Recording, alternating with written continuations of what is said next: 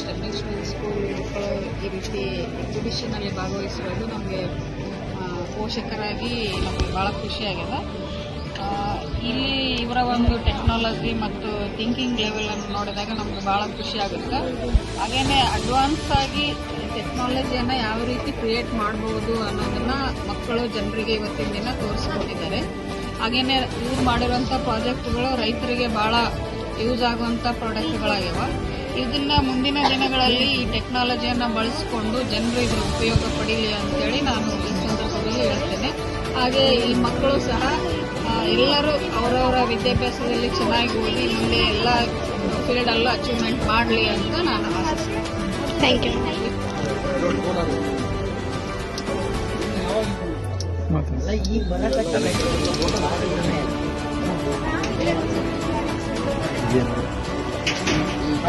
UHO 1.0 ಅಂತೇಳಿ ಇದನ್ನು ಹೊಸದಾಗಿ ಇವರನ್ನು ಕಂಡುಹಿಡಿದಿದ್ದಾರೆ.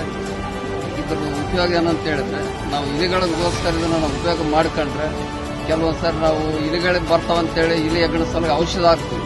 ಅದೇನಾದ್ರೂ ಅಲ್ಲಿ ಸತ್ತಿತ್ತು ಅಂದ್ರೆ ಪೂರ್ತಿ ಆ ಏರಿಯಾನೇ ಸ್ಮೆಲ್ ಆಗಿಬಿಟ್ಟು ನಾವು ಅದನ್ನು ಯಾವುದೇ ರೀತಿ ಉಪಯೋಗ ಮಾಡೋಕ್ಕೆ ಸ್ವಲ್ಪ ತೊಂದರೆ ಆಗುತ್ತೆ. ಇವರೇನು ಈ ಥರ ಸಿಸ್ಟಮ್ ಮಾಡಿದ್ದಾರೆ. ಈ ಸೌಂಡ್ ಬರೋದ್ರಿಂದ ಇಲಿಗಳು ಓಡೋಗ್ತವೆ. ಆಮೇಲೆ ಇದರಿಂದ ಇಲಿಗಳಿಗೂ ಹಾನಿ ಇಲ್ಲ, ಮತ್ತೆ ಇಲ್ಲಿರ್ತಕ್ಕಂಥ ಯಾವುದೇ ಫುಡ್ಗೂ ಆಹಾರ ಧಾನ್ಯಗಳಿಗೆ ಹಾನಿ ಆಗಲ್ಲ. ಅದು ತುಂಬಾ ಚೆನ್ನಾಗಿದೆ. ತುಂಬಾ ಚೆನ್ನಾಗಿ ಮಾಡಿದ್ದಾರೆ. ಕೆಲವರಿಗೆ ಹೆಗ್ಗಣಗಳು ಇಲಿಗಳು ಕೊಲ್ಲಬಾರ್ದು, ಪ್ರಾಣಿಗಳು ಕೊಲ್ಲಬಾರ್ದು ಅಪೇಕ್ಷೆ ಇರ್ತದೆ. ಇವಾಗ ಎಲ್ಲ ಮನೆ ಕಡೆಗೆ ಗೋದಾಮುಗಳಲ್ಲಿ ಇಲಿಗಳು, ಹೆಗ್ಗಣಗಳು, ಕೆಲವು ಹುಳ ಭಯಂಕರ ಆಗಲ್ಲ. ಅದು ನೀವು ಮಾಡಿದ್ರೆ ಮಾರ್ಕೆಟಲ್ಲಿ ಕೊಟ್ಟರೆ ತುಂಬಾ ಜನರಿಗೆ ಒಳ್ಳೇದು ಅನುಕೂಲ ಆಗ್ತದೆ ನೋಡ್ರಿ. ಆದಷ್ಟು ಮಟ್ಟಿಗೆ ಬೇಗ ಮಾಡಿಕೊಡ್ರಿ. ಮಕ್ಕಳು ಮಾಡಿದ್ರಿ ಸರ್, ಮಾಡ್ರಿ, ಮಕ್ಕಳಿಗೆ ಹೇಳ್ರಿ, ಮಾಡಿ ಕಳಿಸಿ ಬಜಾರ್ ಮಾರ್ಕೆಟ್ ಕಳಿಸ್ರಿ, ಸೇಲ್ ಆಗ್ತಾವ. ಇವಾಗೆಲ್ಲ ಔಷಧ ಅದು ಕೊಡ್ತಾರ, ಅದು ಅಲ್ಲೇ ತಿಂದ ಅಲ್ಲೇ ಸತ್ತು ಹೋಗ್ತದೆ. ಅದು ತೆಗಿಯಕ್ಕೆ ಭಾಳ ತೊಂದರೆ ಆಗ್ತದೆ.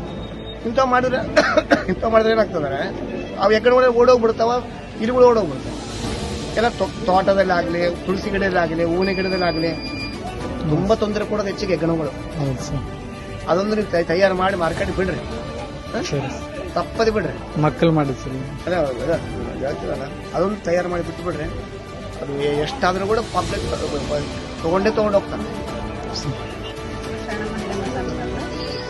ಸ್ಟೆಪ್ಪಿಂಗ್ ಸ್ಟೋನ್ ಶಾಲೆಯ ಮಕ್ಕಳು ಕೃಷಿ ಆಧಾರಿತವಾಗಿ ತಂತ್ರಜ್ಞಾನದ ಮೂಲಕ ಯಾವ ರೀತಿ ಕೃಷಿಯನ್ನು ಮಾಡಬಹುದು, ಮತ್ತೆ ಕೃಷಿಯಲ್ಲಿ ಆಗುವಂತಹ ಬದಲಾವಣೆಗಳನ್ನು ಯಾವ ರೀತಿ ಮಾಡ್ಕೋಬಹುದು ಅಂತಂದು ತುಂಬ ಚೆನ್ನಾಗಿ ಮಾಡೆಲ್ಗಳ ಮೂಲಕ ಹೇಳಿಕೊಟ್ಟಿದ್ದಾರೆ, ತಿಳಿಸ್ತಾ ಇದ್ದಾರೆ. ನಮಗೆ ಖುಷಿ ಆಗುತ್ತೆ. ಮಕ್ಕಳು ಈ ರೀತಿ ಚೆನ್ನಾಗಿ ಕಲಿಬೇಕು, ಚೆನ್ನಾಗಿ ಕಲಿತು ಅದನ್ನ ಈ ಸಮಾಜಕ್ಕೆ ಕೊಡುಗೆಯಾಗಿ ನೀಡಬೇಕು ಅಂತಂದು ನಾನು ಹಾರೈಸ್ತೀನಿ. Thank you. Thank you. Not just one, but all the projects are really good, and I think for the farmers and making it in the right way without affecting